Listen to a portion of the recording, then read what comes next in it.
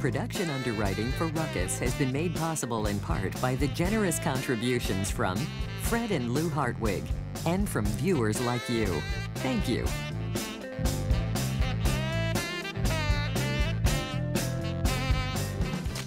Welcome to Ruckus, our weekly food for thought fight over the news of the day and the trends of the times.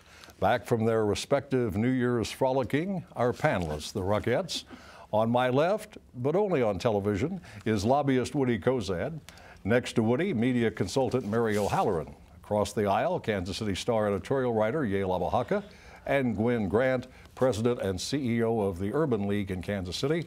I'm Mike Shannon, president of the Urbane League in Kansas City, in my dreams.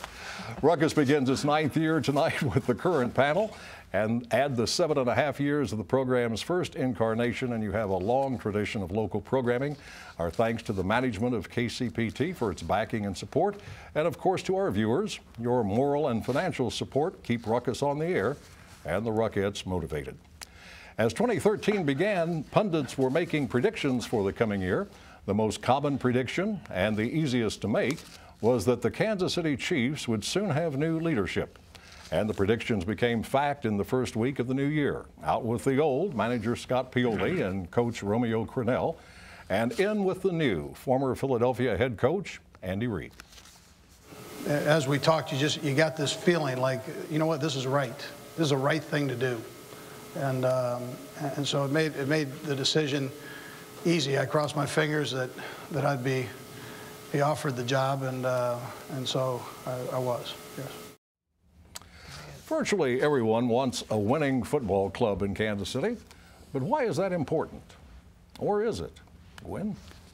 Oh, absolutely, it's important. I think having a winning sports franchise brings lots of positive attention to a community. It makes people happy. You have a comedy, you have happy is good. A happy community. It improves the quality of life for some. But more importantly for our people here in Kansas City, we've made a huge investment in Major League sports, and that's why it's important that we get a return on that investment. The taxpayers have approved revenue to remodel the stadium, and we want to see a winning team out there. And we've had football in Kansas City since I can remember. We want a winning team because it makes money for Kansas City. Well, of course, it makes money. It improves the economy, but it also... There are arguments, are there not, Woody, on the other side saying they don't make money for Kansas City, that they really don't bring in all sorts of revenue, that they only redistribute revenue already here. Well, I don't know about all that. I just know that the fans I know, you know about the...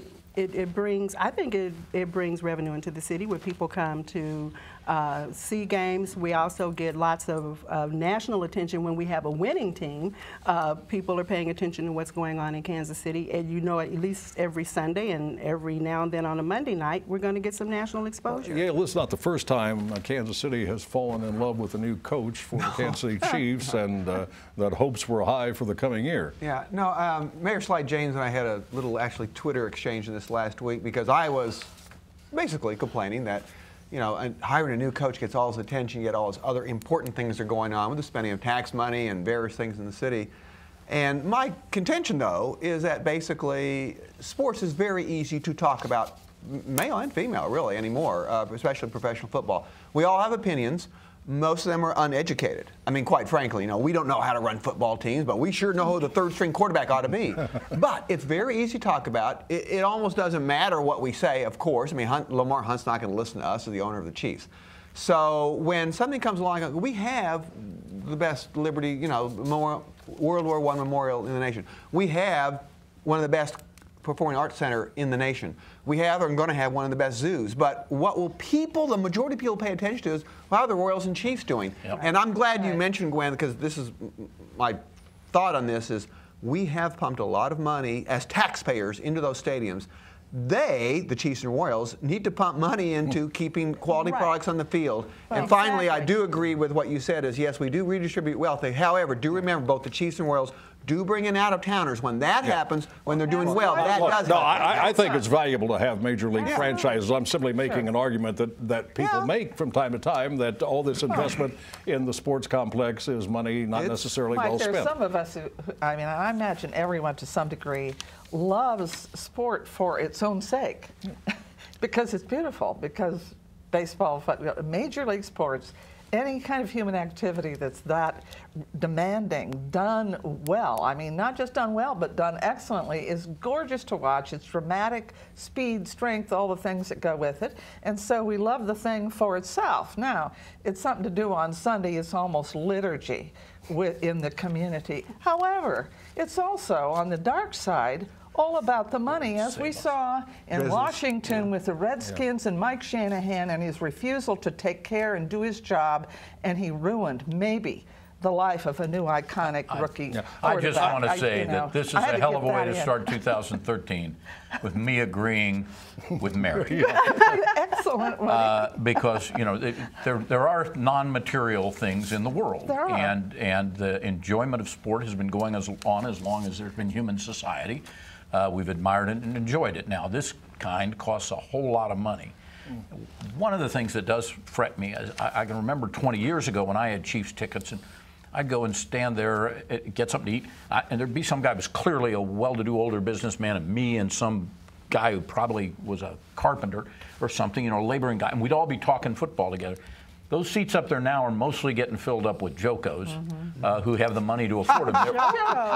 We're pricing this stuff out of the market of working class people, and that's not a good thing. It's supposed to bring the community together. Yes, I agree with All right. I asked all of you. That's the last time this year. I pointed out initially that this was an easy prediction to make, that there would be major changes in the leadership of the Kansas City Chiefs, and asked all of you to make a brief, serious prediction for what you think will happen in 2013. Oh, for the Chiefs? Oh, they'll be better. I mean, they could. No, not about the Chiefs. About anything. Did you not read my? No, I never read your notes. Okay. Do you have a prediction? Do you have a prediction you'd like to share with us? The best prediction I have for this year is that economic development will continue to rape and pillage both Kansas and Missouri taxpayers. Gwen, do you have a prediction? Yeah, I predict that that we'll finally get some legislation passed in the state for DESE to intervene on the Kansas City public school system. That's the Department of Education, right? Yes, the Department of Elementary and Secondary Education. Mary. And this may sound national, but it affects, of course, everyone in the country. But I think because of the defeat of the Tea Party forces in the national election, the victory of the president, and all kinds of other Democrats and progressive people, that we will go back and pick up some of the issues that were neglected, sadly, in that campaign, like global warming, like voter suppression, and like the extension of health care to everyone in this country. Quick prediction, Woody? I predict there will be a lawsuit over the legality of the funding for the Sly James Short Line Railroad. Oh, I'm waiting for that. What the heck? Are you going to file it? I predict that I will continue to resist the impulse to make predictions on Ruckus in 2013. As the new year began and some people were celebrating by illegally firing their guns in the air, the national controversy about guns continued following the tragedy at Newtown, Connecticut. Some legislators and the president are calling for stronger gun control legislation. The NRA, the National Rifle Association, has what it considers to be a better and a bolder suggestion: put trained personnel with a weapon in every school. I call on Congress today to act immediately to appropriate whatever is necessary to put armed police officers in every single school in this nation. Wayne LaPierre, longtime leader of the NRA in Missouri, some GOP legislators are introducing legislation that would allow teachers with concealed carry permits to take their guns to school. Governor Jay Nixon is opposed, and so is the Missouri School Boards Association. As the General Assembly goes back into session, is this issue likely to get a lot of attention from legislators? Woody? No. I sat down and typed up literally a baker's dozen, 13 issues that will come up in the Missouri General Assembly this year that will get more attention than this will. Okay. Because, first of all, there's not some big hue and cry among the people of the state of Missouri to have this happen. Secondly, there's no money in the state of Missouri to do what LaPierre's talking about, which is putting trained personnel in there and metal detectors. We do it in some of the urban schools, but there's not enough money to do it statewide, so that's not going to happen. This just is not going to be a big issue. Nobody thinks this is the solution, just as nobody sane thinks that outlawing 30 caliber or 30 shot magazines is actually going to keep 30 shot magazines out of circulation. So I'm just telling you, the legislature's got a bunch of things to deal with this year that are going to attract a lot of attention. This isn't one of them. I think LaPierre was talking about federally funding officers at the schools, but what is so outrageous about his suggestion? People just seem to dismiss it out of hand. He says the only way you can stop the only way you can stop bad guys with guns is by having good guys with guns. But is that outrageous? Is that crazy? Well, I mean, you may not like it, but it's not insane. Any record in the country's history of someone stopping a massacre in a school or another public place or in a theater because somebody had a loaded handgun. No, there isn't. Oh, yes, there is. Come up with one. But let me just finish. As soon as you're through. Here's the deal. I mean, why don't we just set aside for a moment in this country our partisan differences on this question, which are many, and do the things that we can do? Everyone who buys an assault weapon should have a background check. I mean, that really is something that American people can agree on. And really ordering 30 round clips over the internet, most people can agree that that's not a good idea. We can do those things rather than this ridiculous. Before we wrap up this segment, I would like to talk a little bit more about what the Missouri legislature is going to consider. You said you had a list without referring to it in detail. Just 2 or 3 of the top issues. Medicaid and what to do about Medicaid. Medicaid expansion will be a big issue. I don't think it'll happen. Tax reform to compete with Kansas. Do you think that's going to happen? You think no, I think it's going to be a big issue. Yeah, you didn't ask me if it's going to happen. No, I'm just curious if you thought it was going to happen. All these predictions. I don't pay you at all. Predictions now. I'm supposed to make. I can't afford you. No, I don't know at all what will happen on that front. But there will be a big effort to do something on that front, and it'll stir up a lot of controversy. Tax credits will be part of that debate, and also a freestanding debate of their own. What about right to work? Right to work will be a big fight this year in the legislature, at least in the House. I don't know what will happen with it in the Senate. There's a decent chance it'll pass the House. Teacher evaluation and tenure, and last in, first out firing policies. Kansas City School District? I beg your pardon? Kansas City School District? You know something, that'll get brought up. I disagree with Gwen. I don't think it's going to have a lot of fire under it this year. Kansas City is putting stock in bond.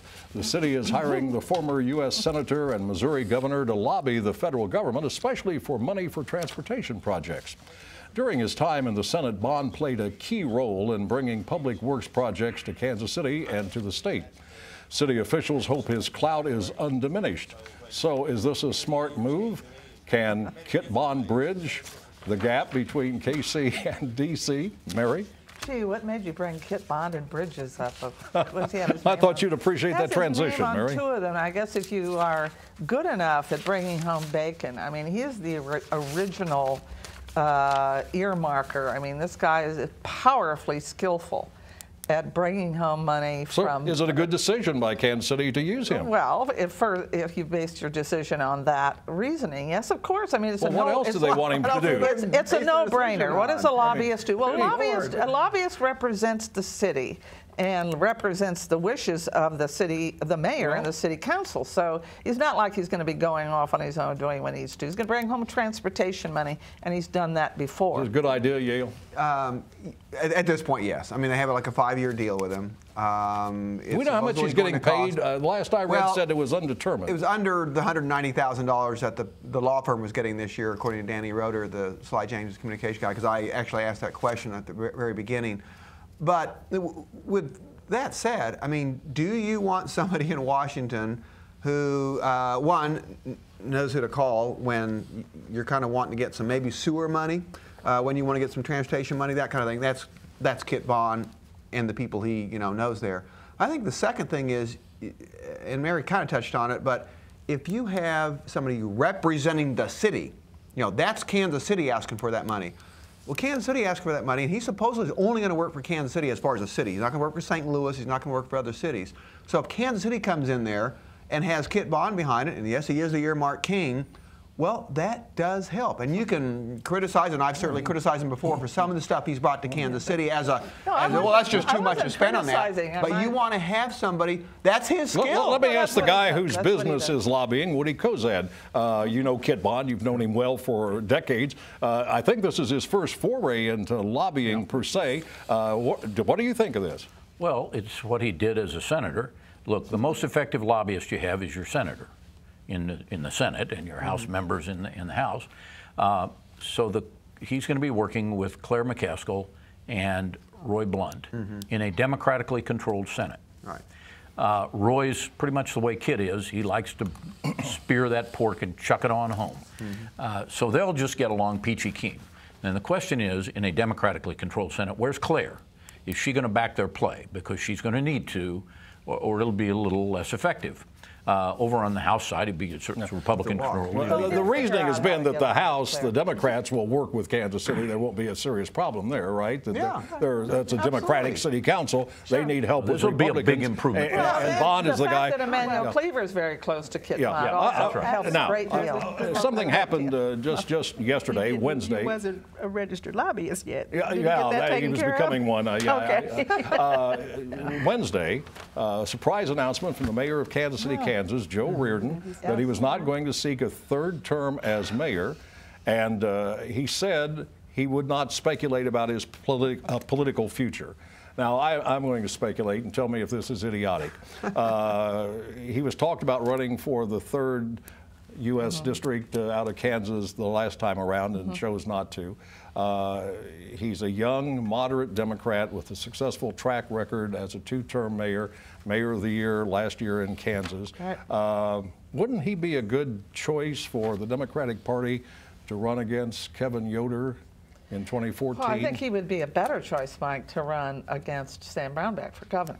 His special expertise was taking hold of the situation, that a very good one, by the way, that Carol Marinovich provided for him to step into, and it's expanding upon her wonderful success in terms of turning the city around and so on. But he is a great manager. He is highly respected across the state. I was at a social gathering on over the holidays, and I had Republicans saying, Joe, wouldn't he have a much easier shot at the U.S. House than governor of Kansas? In a Republican state, at least the 3rd district has a large Democratic population, and he lives in it. That would seem to be the logical thing. His problem would be that he doesn't live in Johnson County. And Johnson County is the tail that wags that dog. But if moderate Republicans in Johnson County are dissatisfied with Yoder, as I think you and others sometimes suggest, they may be dissatisfied, but he's won 2 times in a row. But he didn't have any opposition. He didn't even have any primary opposition this time. That's true. And that's he hadn't run around naked in the in the sea. People have high regard for him. Congressmen are hard to beat, man. That's true. But I doesn't mean he can't do it. And he'd be the best candidate Democrats could get, probably, but it's tough. So Reardon is going to retire from politics, never to appear again, right? No. He said the opposite. At a time when pessimism persists, Yale, as usual, is the contrarian. In a first-of-the-year column, he writes that 2013 is going to be the best year ever in Kansas City, with the caveat that things could go wrong. In a listing of projects that deserve consideration, Yale includes an end to the economic border war, more housing units downtown, developing commuter rail, keeping the airport convenient for local residents, and spurring real local job creation. Before we talk about some of the projects, let's start with this critical question. Are you really optimistic, Yale? Well, actually, when I put that list together, it was like, gosh, I'm not being Debbie Downer enough. You want to have this hard-nosed approach. And it's not that there's really, on that list, anything really big and new. So you're basically in a caretaking moment. We want to get the commuter rail right if they're going to roll it out in Jackson County. We want to get the airport right because we know they're going to redo it to get the money and get the jobs. We know they're going to do the commuter or the streetcar. So, and looking at that list of projects, it was like, all right, so what really needs to happen for this to be a better year? Obviously, the getting rid of the border war would be a great thing. I keep hearing that from everybody on both sides. But the other thing, which I think the two priorities for me would be more people living downtown, which means more apartment construction, that thing, and two, getting new jobs here. And that's a Kansas City Area Development Council's big fault with me, is that they have not done a good enough job at doing that. You criticize that organization and the Chamber of Commerce for not doing more, especially on its Big Five projects. Well, the Chamber's Big Five, I would say this is one of the things, the Chamber's Big Five, this is their year to shine in some of this stuff. They have the entrepreneurial thing they're talking about. They have this life sciences kind of initiative they're talking about. And I mentioned very briefly in this morning's column that there's a possible sales tax coming that might finance some of this work. So there's a lot of stuff happening. Some of it's behind the scenes. But yeah, if the Chamber's Big Five is a success, I'll be the first person at the end of the year to say, great job, Chamber. I want to ask you about one thing, and then we'll go to other people. Yeah. You wrote, it is time for the private sector, notably the Cordish Company, to do more to build housing downtown. Right.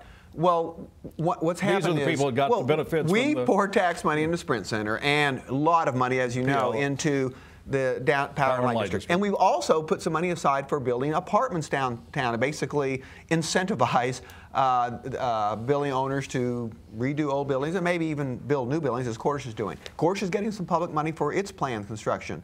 Well, now they want even more money from the city. Well, they'll probably get it at some point, because I think Sly James understands they need more people downtown. He understands, hey, 10 million, 15 million, what's that if they get more people? But I bet that happens, and I'll bet we do get more people living downtown. What do you think, Gwen? More people living downtown because of Cordish? Well, I don't know if other people and others. Yeah. You know, you have a whole lot more faith in Cordish than I do. I just have, you know, hopefully they will deliver. You have faith in and others. And others. Well, I'd like to see more housing available downtown, but I wish your prediction also included more development in the core. I think that's something that Kansas City really, in the inner core, because they consider downtown as a part of urban core. So in the inner city, to clarify the difference between the two.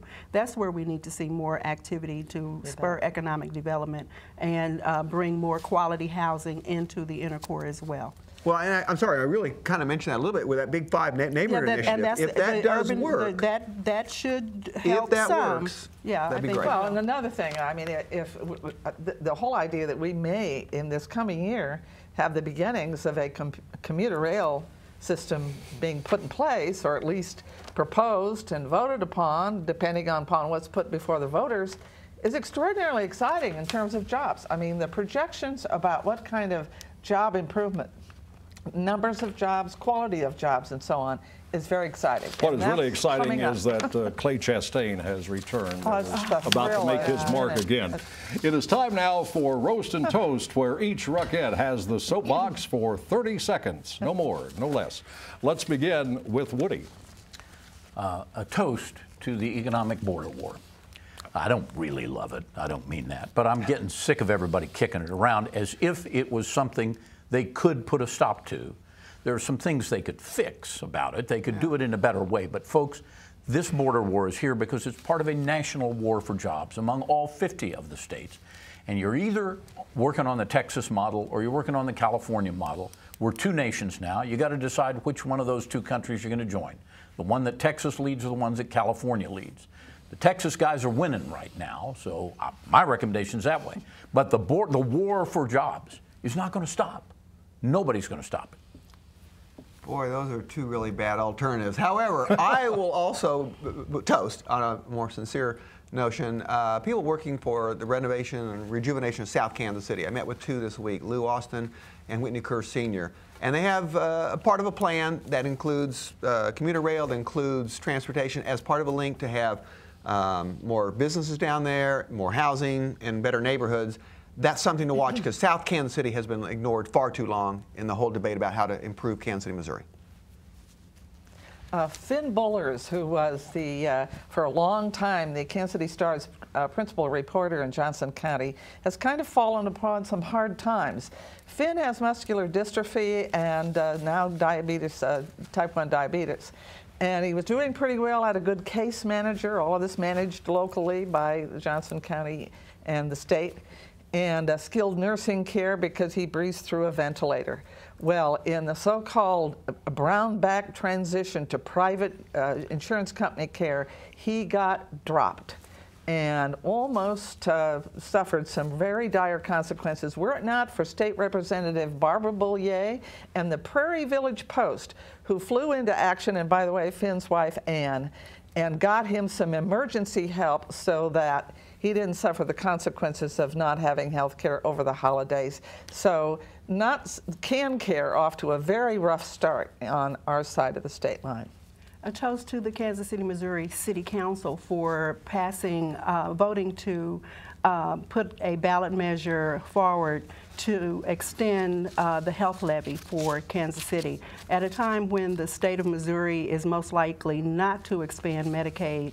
This is an important measure to ensure that indigent residents of Kansas City are still able to access quality health care.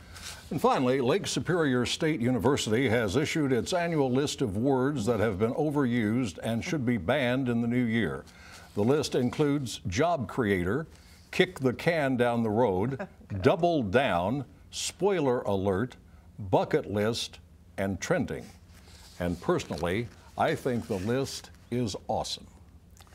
Seriously. Seriously.